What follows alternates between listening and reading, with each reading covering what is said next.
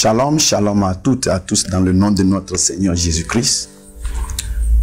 Je suis le berger James et c'est encore une très grande joie pour moi de profiter de cette occasion partagée avec vous la parole de notre Seigneur Jésus-Christ. Nous allons prier. Jésus, notre soif ne s'arrêtera jamais. Pourquoi? Parce que l'esprit que tu nous as donné ne manquera jamais de révélation. Alors, nous avons encore faim de ces révélations. Nous avons encore soif de la connaissance. Illumine-nous par ton esprit, afin que nous te connaissions mieux et nous comprenions ce que tu veux.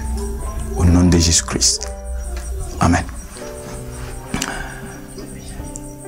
Je voudrais partager avec vous ce message que j'intitule « Que contient ta présence ?» Nous sommes en train de comprendre dans ces derniers temps que nous devons monter plus du niveau physique au niveau spirituel. Et en tant qu'esprit, on a toujours la présence, on a toujours la volonté, et on a toujours un territoire à conquérir. Et nous savons que si tu n'as pas de présence, alors ta personne est vouée à l'esclavage. C'est ta présence qui protège ta personne. C'est dans ta présence que ta personne peut manifester sa volonté. La haie de protection que Satan a vue autour de Job, et il a dit, n'est-ce pas toi qui as bâti cette haie de protection tout autour de Job? Au fait, c'était la présence de Job. Alors les esprits remarquent ça. Il y a certaines personnes qui ont des présences restrécies. Il y a d'autres personnes, par l'exercice spirituel, leur présence est large. Dans ces derniers temps, nous devons amener notre présence à être nationale. On doit apprendre à inonder nos nations de nos présences. Nous devons essayer d'amener cette présence-là à toucher les autorités parce qu'on a besoin de les ramener à Christ et leur faire voir la gloire. Alors quand on parle de la présence, que contient cette présence-là? On peut trouver quoi et quoi dans cette présence? La première des choses que nous devons comprendre est que cette présence-là, elle doit contenir certains éléments et faire d'elle une présence riche. Nous avons ciblé 3 types d'éléments que chacun doit essayer d'implanter dans sa présence. Le premier élément, c'est les esprits. Bien sûr, tu es un esprit et tu as une présence. Mais cette présence-là devient maintenant un habitat pour certains esprits. Ces esprits-là viendront se loger dans ta présence. Et quelle sera leur mission? C'est de t'aider à accomplir ta volonté. En tant que chrétien mature, tu dois comprendre que lorsque tu décrètes une parole, ce n'est pas seulement l'autorité qui transporte cette parole-là et s'accomplit. Les esprits transportent cette parole. Tu déclares une parole et c'est un esprit qui prend cette parole-là et la manifeste quelque part. Alors si ta présence est pauvre en esprit, tu vas parler, rien ne va se réaliser. Dieu ne t'a pas donné seulement le pouvoir de dominer sur les choses physiques. Il t'a donné l'autorité d'avoir les esprits sous toi. De la même manière dont il a des anges, les 24 anciens dans sa présence, c'est comme ça l'homme qui est le Dieu de la terre a aussi une autorité d'avoir des esprits sous lui qui vont faire sa volonté. Et tu dois comprendre comment faire amener ta présence à contenir des esprits. Et plus il y a beaucoup d'esprits dans ta présence, tu verras que tout ce que tu déclares, ça s'accomplit rapidement. Tu vas faire tout et tout introduire des esprits dans ta présence.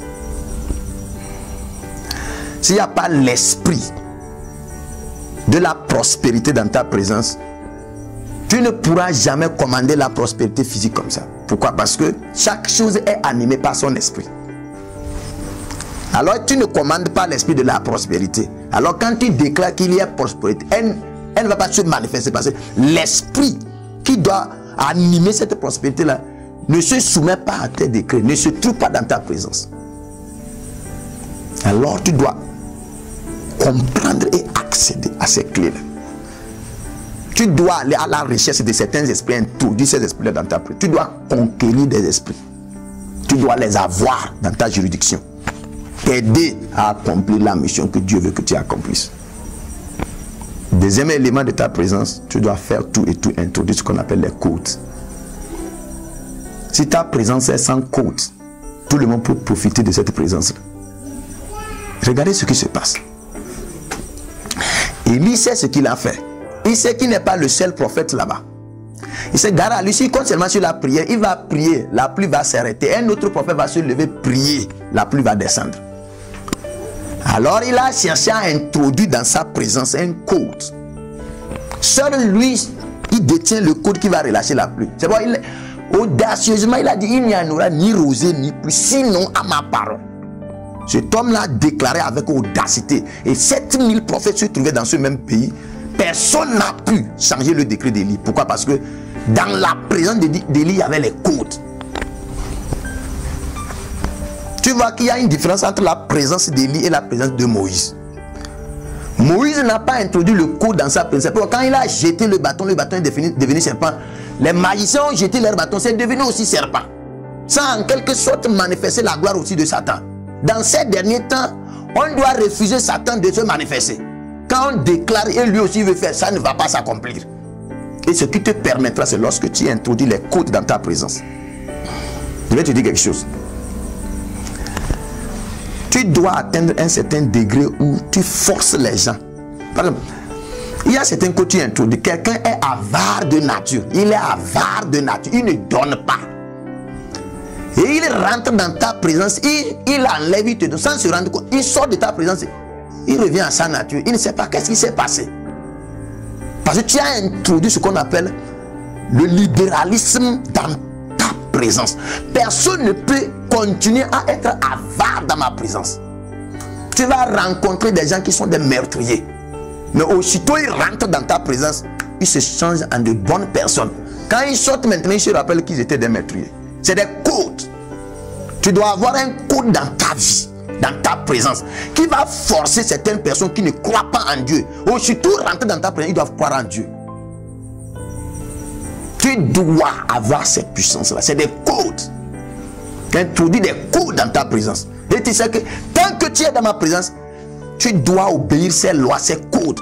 Job 38, verset 3 dit, connais-tu les lois qui commandent le ciel? Peux-tu réglementer leur pouvoir sur la terre? Et ceux qui savent introduire des codes dans leur présence sont des rois. Ils dominent. Adam allait introduire des codes. Et cela va empêcher la communication entre le serpent et Ève. Il a laissé le jardin d'Éden libre. Et voilà ce qu'il est rentré faire. Tu dois protéger ta présence par des codes. Il y a des codes dans la Bible qui peuvent déclencher la multiplication par 1000. Très bien. Tu tiens un seul 1000 francs et ça se multiplie. C'est des codes. C'est des codes. Tu crois qu'est-ce qui se passerait? Pendant 40 ans, la manne coule. Aussitôt, ils sont rentrés sur la terre promise. La manne cesse. C'est un code. Tu sors de la présence là, ça ne se manifeste pas ailleurs. C'est dans ta présence seulement ça se manifeste. Nous devons rentrer dans ce domaine-là. Tu rentres dans une entreprise, c'est toi qui crée cette présence-là et tu introduis un code là-bas. Et tu seras la seule personne exception. Les gens vont dire, ça ne s'est jamais passé ici. Oui, quand ça va se passer parce que je suis arrivé ici avec des codes. Ça, c'est notre secret en tant que chrétiens. C'est ce que nous devons manifester. Certaines personnes parmi nous, nous vivons dans des pays atroces. Ce sont des pays où vraiment l'ennemi siège. Quand nous regardons par exemple ma propre ville où je suis, Kara, tu ne peux pas facilement mener la vie chrétienne à Kara et proche. Tu dois comprendre que tu ne pourras pas dominer. Si tu te limites seulement à l'église de dimanche et l'église de mercredi soir, tu mens. Tu dois aller au-delà. Tu dois comprendre qu'il y a des forces. Et tu dois apprendre à introduire ces trucs-là, ces codes dans ta présence. Et une fois quand tu les introduis, tu es l'exception. L'heure est arrivée que les gens se posent la question, quel est ton secret? Le troisième élément, tu dois faire tout et tout avoir dans ta présence des hommes. Des hommes. Et tu dois avoir des gens. Quand tu as besoin de quelque chose, ça ne sera pas nécessairement toi qui dois aller faire ça. Certaines personnes doivent être. Ces personnes se sentent à l'aise dans ta présence. Elles savent que c'est ta présence qui fait leur vie. Comment se fait-il que Jésus-Christ chasse tout le monde? Il se tourne vers les disciples, il dit, vous n'allez pas partir. Pierre dit, à qui irons-nous? Tu as les paroles de vie. Toi, c'était inutilement comme ça. Il y a un lien. Le gars a mis un code. Pierre ne peut pas se débarrasser comme ça de Jésus-Christ. C'est un code qui le force à rester. Il est venu pour marcher avec les disciples. Alors il doit décréter un code qui va forcer les matures à laisser le centre de péage pour le suivre. C'est des codes. Tu veux forcer les gens à te suivre, ils ne vont pas te suivre. Tu dois déclencher certains codes. Quand il te va, il dit voilà, c'est lui qui attendait. Le voilà. On a parlé de lui, je l'attendais. Il est arrivé. Les personnes vont te vouer leur vie. Ils vont te sacrifier leur vie. Tout simple. Je ne dis pas qu'ils vont mourir, ils vont te tuer pour toi. Non. Ils vont être toujours avec toi, peu importe les circonstances. Tout simplement parce que il y a des codes que tu as déclenchés dans ta présence qui a créé de l'espace pour eux. Ils sont là-bas, ils sont à l'aise, ils évoluent. Tu dois savoir, il y a certaines personnes qui vont évoluer seulement lorsqu'elles sont attachées à toi. Et tu dois les attirer d'une manière ou d'une autre. Ils sont des codes de ta présence. S'il te plaît, ces trois éléments-là, nous devons vraiment manifester ça. Tu dois manifester ça. Créer cette place pour les esprits, introduire des codes dans ta présence et mettre maintenant une place pour que certaines personnes se logent dans cette présence-là. C'est ce qui nous permettra maintenant à avancer. C'est ce qui nous permettra de conquérir. Nous sommes cette armée de Joël chapitre 2. Devant nous le feu, derrière nous le feu. On escalade les murs. On va tout droit au but. C'est l'église de maintenance. C'est ce qui va faire trembler le royaume de Satan. C'est ce qui va lui donner les céphalées chroniques. Satan aura des maux de tête. Il se couche, il nous rêve, il se lève, cauchemar. Il ne sait pas où aller, on va le délivrer. Nous devons lui prouver que il a assez manifesté. Son temps est fini. En manifestant cette dimension-là. Saint-Esprit, quand tu relâches, tu as déjà préparé les cœurs. Laisse qu'il y ait un contact réel entre cette révélation et leur cœur. Je ne veux pas seulement que ça soit quelque chose qu'ils ont écouté, mais aussitôt reçu ce message-là à travers leurs oreilles, que ça descende dans leurs reins, que ça rentre dans leur moelle épineux, ça devienne esprit pour eux, ça devienne caractère, ça devienne nouvelle vie pour eux. Nous voulons que cette armée-là se manifeste. Tu m'as envoyé pour déclarer, je l'ai déclaré, et c'est ta main tendue qui va l'accomplir. Je sais qu'il t'a choisi pour ce mandat. Et en ce moment particulier, il est en train de te livrer des secrets pour que tu puisses manifester cette gloire. Tu es richement béni par ce message. Reste connecté. Shalom.